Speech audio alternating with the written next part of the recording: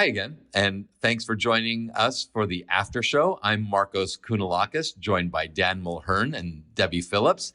And Debbie, thank you for today. I'm feeling as if we've had a pretty heavy show. We talked about mortality and what happens when you lose your better half after having had, in your case, both a professional and a personal relationship. And Dan, same is true for you. You had this personal professional relationship, and here we are.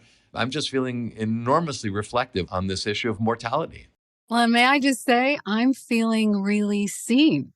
We just don't talk about death in this culture. And when we do, it's like, those doors you push against and then it pops out? That's what this feels like. I'm seen and cared about, and I don't have to gloss over the fact that I lost the most important person in my life. So, we just are always so hesitant, like, oh, in general, in our culture, oh, if I raise him, oh, she's going to cry. The other thing that's terrible is people think, that was 4 years ago. Hopefully she's gotten over it. And you never, ever get over it. And so thank you. I feel so seen and loved by you guys.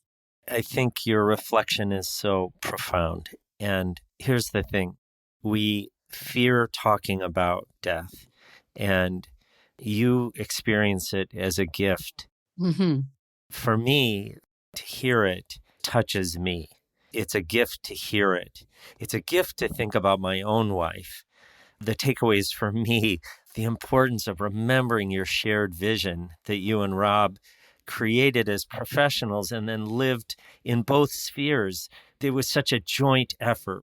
To me, that's such a takeaway. What's our joint effort? Why are we on a team? How are we a duet? How are we doubles tennis players? How are we in sync with each other because we have the same shared purpose?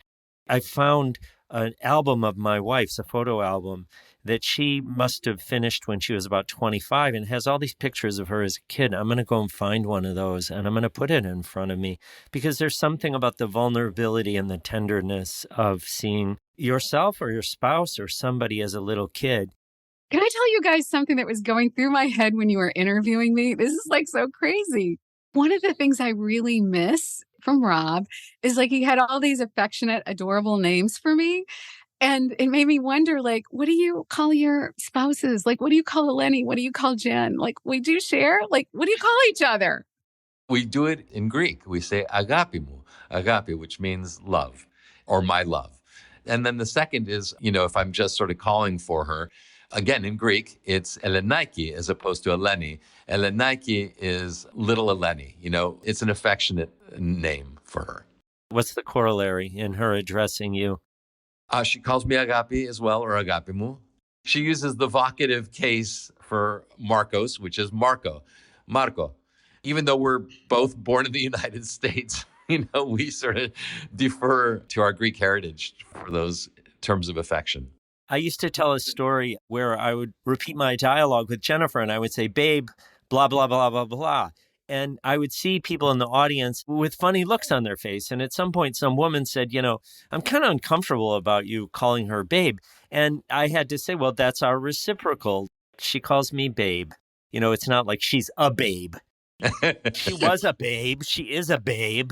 But that wasn't what I was saying. But I think there's something about that. It's so beautiful to have that little name, Debbie. So thanks for sharing that. So I've got 3 things that I'm actually taking away. The first is preparing, second is coping, and the third is moving on.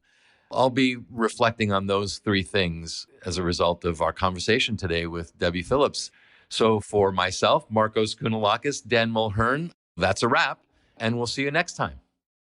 We hope you enjoyed Secrets of the Better Halves. We invite you to go to Apple Podcasts and leave an honest 5-star rating and write a positive review. On Spotify, click the 3 dots and rate the show. It'll help more people like you find us. And wherever you're listening, click the follow button so you never miss an episode.